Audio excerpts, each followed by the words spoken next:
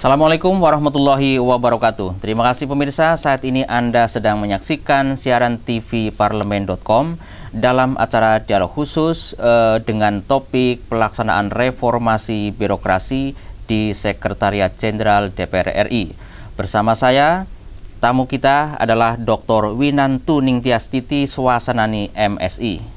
Apa kabar Ibu, suasananya hari ini? Alhamdulillah baik Mas. Jadi topik ini saya kira penting sekali ya, adem ya.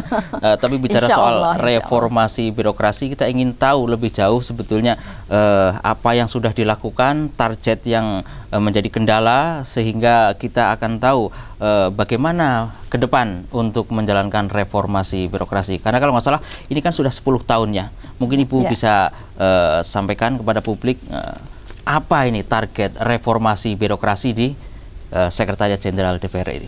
Baik, terima kasih Mas. Jadi sebetulnya pertama kita awali dulu makna dari reformasi birokrasi itu apa sebenarnya. Adalah perubahan paradigma ya, perubahan paradigma dalam tata kelola organisasi pemerintahan. Nah ini kan perubahan ini harus diikuti dengan terobosan-terobosan, inovasi-inovasi, termasuk cara pandang tadi ya, karena perubahan paradigma itu memerlukan perubahan mindset, memerlukan perubahan kultur set di dalam bekerja.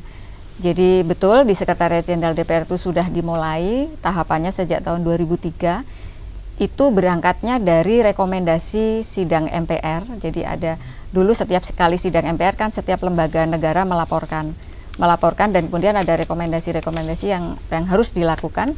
Salah satunya adalah Sekretariat Jenderal ini yang sebelumnya dianggap supportingnya itu lemah gitu, kurang responsif. Nah ini diharuskan untuk melakukan restrukturisasi organisasi dan kemudian membangun kehumasan secara baik gitu. Nah karena itu kami sejak itu kemudian membahas melakukan revisi terhadap struktur organisasi kesekjenan, karena ini kaitannya dengan jenis-jenis supporting yang diberikan kepada Dewan. 2005 mulai berlaku struktur organisasi yang baru. Kalau semula sekjen hanya memberikan support yang sifatnya teknis, administratif, sekarang lebih kepada substansi.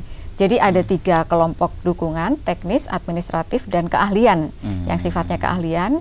Kemudian kita juga mengembangkan jabatan-jabatan fungsional yang melaksanakan dukungan keahlian tersebut. Kalau begitu bukan ini perubahan mendasar saya kira, kalau bukan hanya supporting tapi perlu keahlian tertentu. Itu yang menonjol itu di bidang mana ini? Betul. Jadi perubahan itu langkah-langkahnya kita mulai dengan penataan SDM.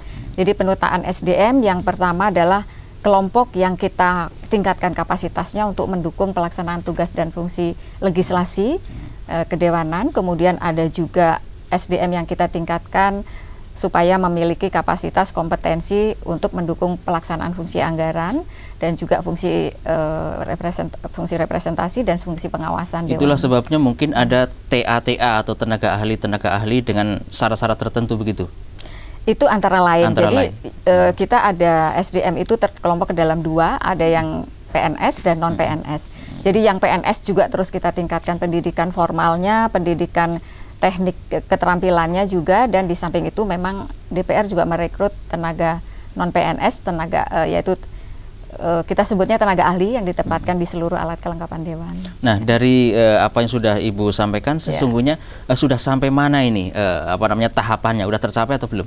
Sebetulnya tahap yang tersistematis gitu ya, terkait dengan program reformasi birokrasi secara nasional dimulai dari tahun 2008. Jadi di tahun 2008 itu pemerintah melalui Kementerian PAN dan RB itu mengeluarkan ya semacam permen gitu yang tentang mengatur tentang reformasi birokrasi. Jadi itu merupakan pedoman umum bagi seluruh KL dalam melaksanakan reformasi birokrasi. Nah itu terus berlanjut sampai 2009, 2010 sampai sekarang. Itu kami sudah mengacu kepada berbagai ketentuan yang dikeluarkan oleh pemerintah. Untuk menjalankan supaya setiap lembaga, setiap subbidang atau bidang memiliki aturan tata main supaya tersistem dan tidak ada kong-kali-kong, kan ada SOP ini. Mungkin bisa Ibu gambarkan seperti apa itu? Ya, jadi 2008 itu memang ada 3 kelompok perubahan yang harus dilakukan. Yang pertama sumber daya manusia, ketatalaksanaan dan organisasi, kemudian berubah lagi 2009 menjadi 5, dari yang 3 tadi ditambah dengan perundang-undangan gitu ya.